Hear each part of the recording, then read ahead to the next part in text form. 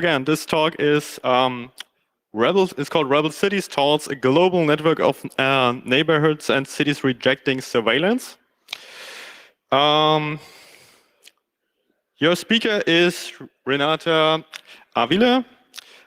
She's a human rights lawyer. She represented Julian Assange and WikiLeaks and is a board member of the Creative Commons and chairperson of Creative Commons Guatemala. And here at the Congress also to find some people who would like to get involved with the Courage Foundation campaign. So if that's one of your things, go find her later. And for now, enjoy the talk.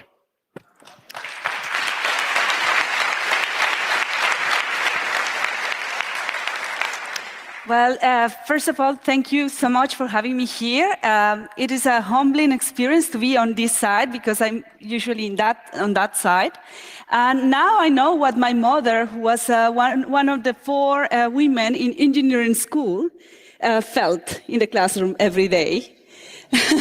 But it is not intimidating at all. Actually, it is challenging because I know that most of you know far more about technology and its uses, but I know that I can contribute something to you today, and I hope I can contribute something to this challenging conversation around cities. And I really, really hope that you will leave this room with a long list of to-dos that you can do locally in order to challenge surveillance. So the proposal of this talk was inspired because there's an increased paranoia on me. I was surprised when I started to spend more time in Europe instead of in Latin America on how used to oppressive surveillance technologies Latin Americans are, me included. Constantly, like the typical day for a Latin American involves so many checkpoints, points of control, and things that we simply got used to it. For example, to enter a building, you will have to show your ID like twice to private security officers. You will have your ID, that is a biometric ID, scanned and stored somewhere. Most of the countries do not have even data protection laws, and so on. So basically, also another layer of worry started to bother me, and that was the increased protection on trade secrets. And if we saw the talk before with Mr. Harvey, it is getting more and more complex, these sophisticated systems of commercial surveillance to sell us stuff. And at the same time, it is getting more and more challenging to even know how these systems are built. Europe passed this year the new Trade Secrets Directive, and that will likely be exported everywhere. So the scrutiny that citizens can exercise is getting limited. And also nets of corruption. This year was especially interesting to understand, and I think that, again, Latin Americans, we are more used to these sophisticated, connected networks of corrupted people, corrupting elections, corrupting many, many other things, media. But I think that this year and the election of Donald Trump and many other things that happened show that the rich so-called democratic countries are not immune to that. And it is there, it was just not as visible. So I started, activism is great, but I have been working on grassroots digital activism for the 3 years, and nothing is really happening. And so I am a very positive person, so I decided, instead of looking at what wasn't working, to look at examples of communities and networks where their activism is working, even with little resources and with very high opponents. So I found the inspiration at home. And that's long before Standing Rock situation in the US. Indigenous people, because of a legal frame, an international legal frame on the right of indigenous people to be consulted in projects that affect them and impact their territories and the place they live. They have the right, they have been exercising community process of either accepting or rejecting mining projects, fracking projects, and any project that might affect the place where they live. They were like the first hint of inspiration for me to prepare this talk, because, I mean, most of the indigenous communities doing this live below the poverty line. Most of the indigenous communities are doing these exercises and rejecting things that will bring to their communities relative wealth, economic wealth, but will damage the rest, are doing very courageous, constant exercises of democracy and defeating very powerful multinationals by getting like active.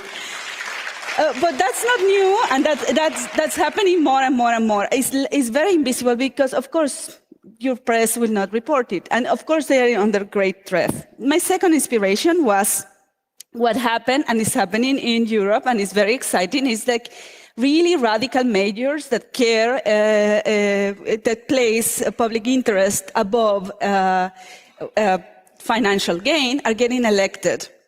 And it is amazing how we have been tricked. I think we have been tricked to believe that that government is bad, that you shouldn't get involved in politics, and you cannot change anything. In fact, you can change a lot if you are inside power. And in Spain, it's an interesting example because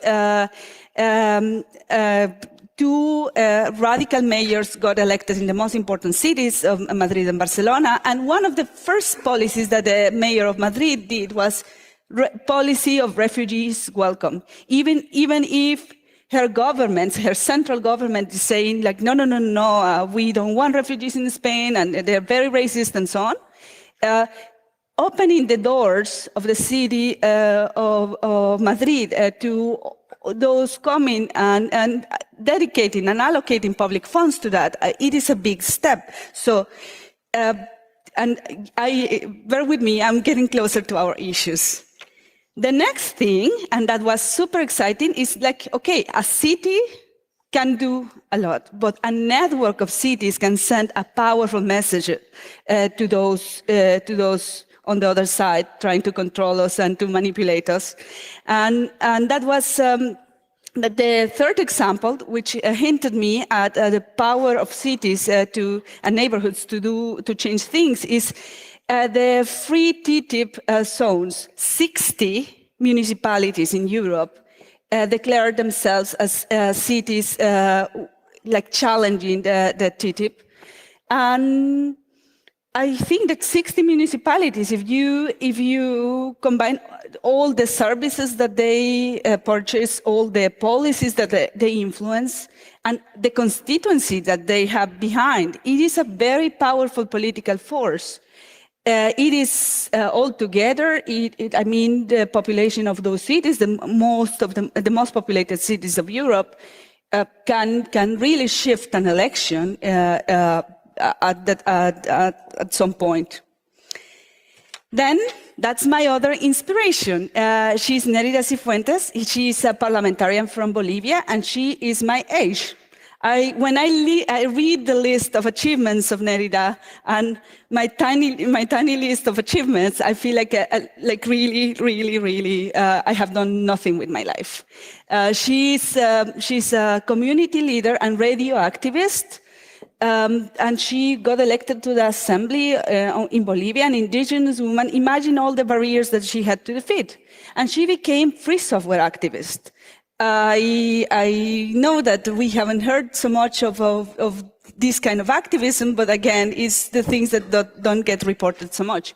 And as part of the amazing work that Nerida has done on the local is to design a complete whole framework for free software, free hardware, and digital sovereignty.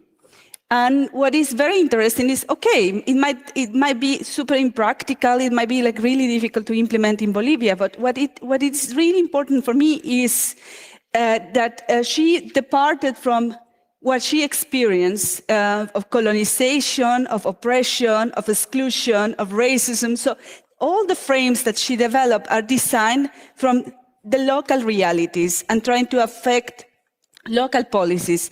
And if in Bolivia, someone who only adopted like late in life technologies, thinking about that, why we are not thinking on more proactive, positive agendas around our issues? And my last inspiration was, of course, the mayor of Barcelona, Ada Colau. She got elected last year, and one of the first things that she did was to invite a bunch of digital rights organizations to her office. And in her office, instead of having, like diplomas and things about herself, what she had in her desk was the picture of the first anarchist woman who got into power in Spain, the first minister, I think it was of health. And it was a very interesting experience because she didn't know anything about our topics, technology, surveillance, and all of that. But she opened the door, and because she comes from social movements, so she was this welcoming authority that was willing to listen, and that really started a process to renovating and examining and taking a critical approach on what kind of technology was purchased. And then, getting closer to the topics, ACLU connected also a network of cities to challenge police surveillance and the kind of technology that police was getting in order to monitor citizens. Well, that got me back to my local neighborhood. Because bad policy is contagious. Not only courage is contagious, bad policy too. And bad public policy, when money is involved, it really it spreads quickly, especially when the asymmetry of the knowledge of those who take the decisions in public office and those outside convincing them and with a big stake making a big profit on it, it is huge. Municipalities in Latin America, in many countries, even here, municipalities and the people buying the things, they do not have a very sophisticated knowledge on what they are acquiring, and usually vendors of surveillance technologies and vendors of control technologies and even vendors of these fake technologies to improve bad neighborhoods and so on, arrive with very shiny videos and brochures trying to convince them that it is good and they will get results and it will be good for the city to adopt this technology. And technology, adopting a technological solution usually sounds good when you are trying to sell your political project. Usually in each and every government plan nowadays, you hear the mention of technology to improve our lives. And smart cities, of course, but I do not even want to get into the smart cities issue. I want just to state in this imbalance in the power of those taking those decisions. So the thing is, and I wanted to make that very clear, that when a city and when a neighborhood embraces surveillance technologies, we are sacrificing more than just privacy. And I think that we have failed in the activism to quantify what we are losing, not only in terms of rights, but also in terms of what you can do instead with the money and the resources that we are investing in all the surveillance technology and all the sensors around us in the cities. And that could be like better parks, better libraries, better public spaces for youth at risk, and the benefits of these kind of places are bigger. But we are also sacrificing the right to protest. So basically, this surveillance populism is lots of lights and empty promises. I quote my city as an example. First, we had open doors. Then all the doors were secured. Then cables, electrified cables would put around the houses. And then a little camera was installed. Then you needed a guard per every 4 blocks. And so we live more and more and more trapped into that and less secure. 16, just in my city, there are 16 murders per day. So it is obviously not working. And every year, the municipalities get these vendors and usually even international aid, pushing them to install cameras everywhere, pushing them to measure and to tag certain behaviors and to monitor specifically certain neighborhoods that are usually those the poorest and those needing other kind of intervention.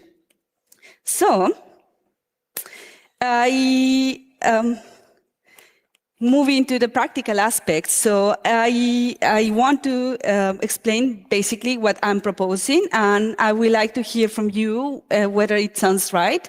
And ideally, I would like to move and dedicate my 2017 in developing this positive agenda and this series of guidelines on when we have an ally in power, or when we have the opportunity to participate and intervene in the local decisions on how to get rid of the problem.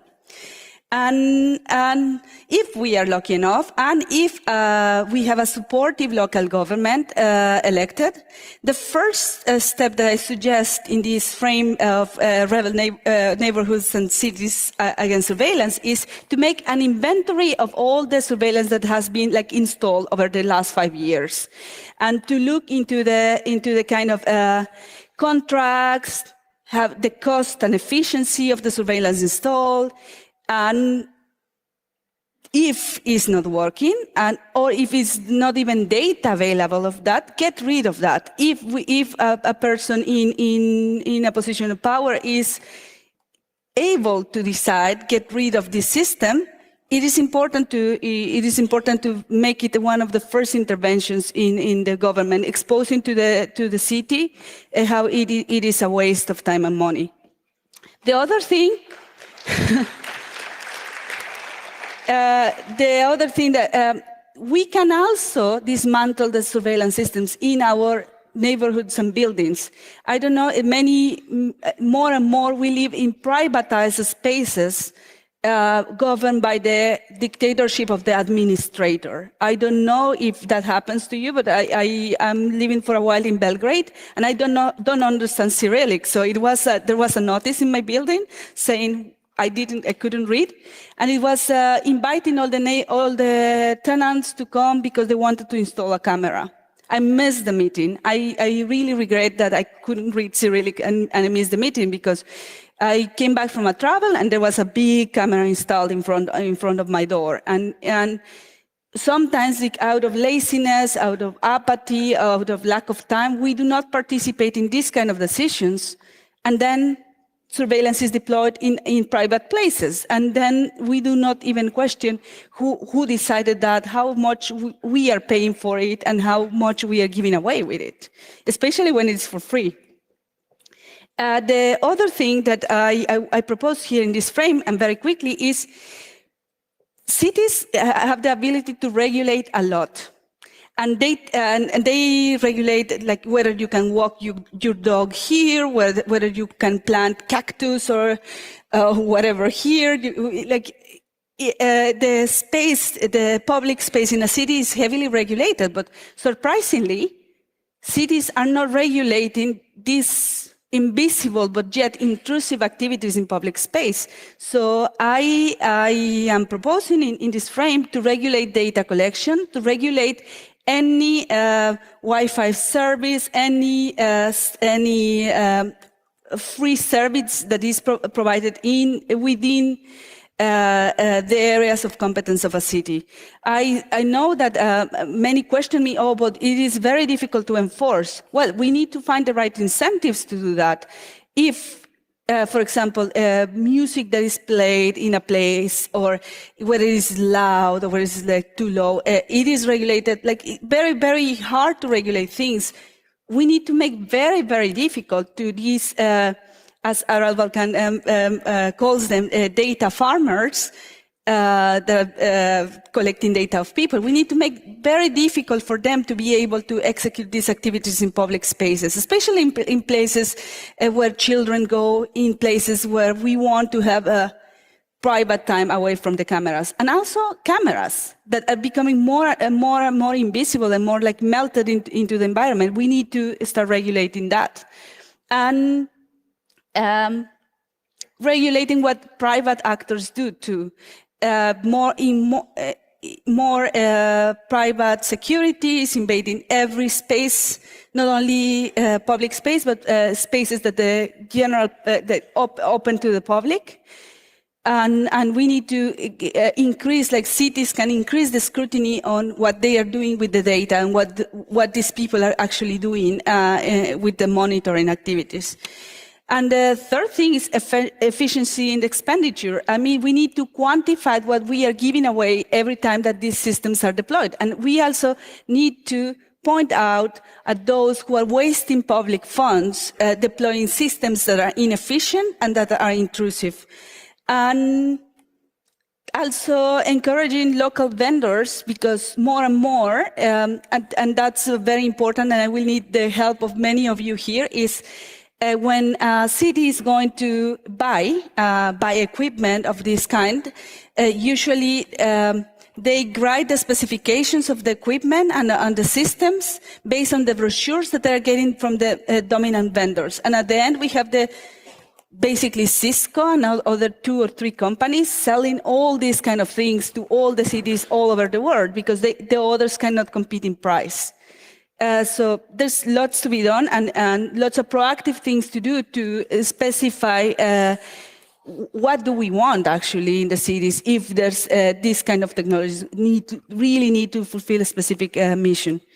Like, I will not have time to go through this, space regulation, public procurement, and also take up proactive steps to create some shared data commons and research by citizens on things that we actually should monitor, like quality of air, quality of water, and quality of life. Before we open to the questions, because I want to get questions and comments, what I wanted to say is as well, in cities where there's increased inequality, it's very, very important to be vigilant to the technologies and surveillance technologies deployed against those who actually need the most. In many countries and cities, there's coupons or aid provided to those under-resourced, and often there are mechanisms to monitor and control the poor, to monitor and control their movements, their consumption, and also to deploy even harsher measures to exclude them. And that's happening a lot as well in with the collaboration of organizations like the United Nations with the refugees coming to Europe. And it is like, oh, okay, we need to get them registered biometrically, get them tagged, give them cards so they can only access internet via our services, and then track them. And I think that it is not only unethical, but it is abusive, because they are not in a position of power and they cannot act the way we can act and exercise their citizenship, because they don't have, in order to collaborate. And lastly, I just want to mention how we can move next. There's many initiatives that you can take part of. I think that the way that Chaos Computer Club and similar computer clubs can get closer to the local authorities if they are welcoming, and get nasty to the local authorities if they are abusive and deploying and increasing the surveillance, and scrutinize every public decision that is being taken in this. That's the initiative in Barcelona, the Barcelona Initiative technological sovereignty, and many cities are involved in that, and it needs really a lot of help, especially from technologists, to create positive frames in order to eradicate this pervasive surveillance. I am a member of the advisory board of DM25, the initiative towards a more democratic Europe, and we are setting up the technology task force to invite technologists to help us not only on these aspects, but in general aspects, to have a technology agenda consistent with democracy. And if you are in a position of power and inside a government and you find a contract of these very sophisticated contracts of surveillance technology, link it to your preferred submission platform and make it available, because we need a repository and we need to document all the practices of all the municipalities doing these kind of things. And yes, so questions or anyone? Comments?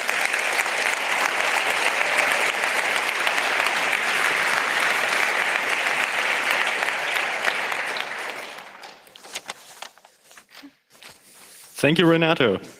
If you have questions, please line up behind the microphones here and yeah, just ask your question. Do we have questions from the internet? Seems not so. Okay. Microphone number 1. Hi, thanks for the great talk. We hear very often that, yeah, why should I care? And I have nothing to hide. And I think most of us here know that it's not a very productive way to react to mass surveillance. What would be a suggestion to try to reach people that doesn't know that how to try to convince, especially non-technical people, people out of STEM area? What would be a suggestion to show them that this is a really important issue? You know, for me, it's a super good question, because usually surveillance is linked to criminal activity, and it is linked to, okay, it is just for those doing dodgy things. And the important thing of many of the data collection activities that they take place in public spaces is that it has nothing to do with crime prevention. It has everything to do with marketing, with commodification of our behaviors, with us getting excluded from certain services or getting more expensive services, and too often also with mechanisms of social control. So I think that we have to move away from all surveillance and cameras just to activists and dissidents and to monitor crime. And we have to make it personal and recognize that it's part of a system of a sophisticated system of manipulation of human behavior that's making our lives not better, but actually more expensive, and exclusion and discrimination easier. Thank you. Signal Angel, question from the internet. So the question is, empowering locals would mean that they would need to see the importance of having no surveillance. So what should you advise to tell people who are convinced that surveillance is a good thing? I think that quantifying, making very, very visible, and that's part of what I want to encourage others to join and collaborate with, making visible how inefficient surveillance is, and getting more cases written about local failures of surveillance and how much money goes to waste, and also making visible and visual what we gave away when we spent millions in a system and surveillance system that didn't work or that was abused for political purposes, and what we are missing in the city. For example, childcare places or parks or libraries, and that contrast on all the money that goes to waste and all the money that could go for social good. I think it's a good way forward. All right. Yeah. Microphone number 2. Hi, Renato. It's more of a comment, really, but that's okay. I guess if space is open. It just occurred to me that maybe to mention once upon a time in Mexico City, I was swooped upon by various police cars, and they closed off the block I was walking down about 2 a.m. in the morning, and came down and grabbed my bag and insisted on explaining why I had a Wi-Fi router in it, etc. But the reason why they stopped me was because I had my hoodie up on my sweatshirt. And they told me that they had been watching me on the cameras since 4 streets back. So maybe there's some value in documenting or opening some kind of method for documenting these kinds of experiences, so that we could show what some negative effects are at times. Because it was quite a traumatic experience, you know, and as you know, it's dangerous in those kinds of situations when you're alone in the street at night and you have lots of cops around. But Absolutely. Okay. in Mexico, it was very dangerous. That's sweet. Microphone number 5, last question. Hello. I'd like to know, is there some particular cases that you could give anecdotal stories that surveillance was used for marketing purposes? Well, I can mention some. I think that, I think that like the kind of surveillance that we have in our browsers all the time, that monitors our habits and our consumption patterns in order to sell us stuff. But I have a quick other example on free Wi-Fi.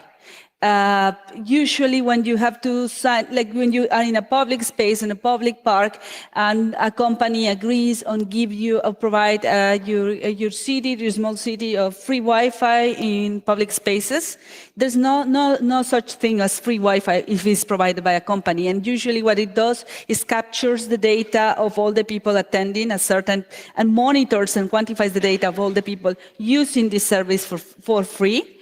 And then they get it back in sophisticated forms of advertising that like benefit at the end consumption of certain kind of products. Yeah. But some particular cases of surveillance used in that manner, surveillance deployed by the city. Surveillance deployed by the city is usually when it's in combination, is in public-private partnership. But I can tell the case in Guatemala, but you know everything happens in Guatemala, so it's not the best case. But usually, like what the municipality was doing is they were selling the data of high-profile people, movements that they capture with the camera to blackmail politically. So they will collect all who went to which place at what time, the video, because all the city is covered with cameras, and that was done with the purpose of political blackmail. Yeah. Unfortunately, time is up. Are you still available if people have more questions? Can they still find you, essentially? Final. Are you still at the conference if people have more questions?